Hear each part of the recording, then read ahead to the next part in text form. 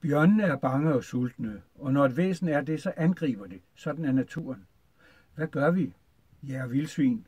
Den er sikkert langt væk nu. Normalt holder en bjørn sig fra mennesker, medmindre den har en unge i nærheden, og der er ingen spor af en unge. Kolja sagde igen nogle sætninger på russisk og pegede begge retninger langs skoven. Thor oversatte, at Leila skulle gå til venstre en 300 meter, Thor ville gå til højre. De skulle gå ned i stilling og vente. Kolja ville blive her. Inden for maks en times tid regnede han med, at der ville dukke vildsvin op for at æde. Hvis det ikke skete, ville de relokere. Nogle gange kom de først i den rigtige skumring. Vi lader våbnene, sluttede Thor. Leila trak riflen over hovedet og stoppede en patron i kammeret og 4 op i magasinet og sikrede våbnet. Thor gjorde det samme. Koljas riffel, der var en Mosin Nagant med kikkertsigte som Thors, var åbenbart allerede ladt.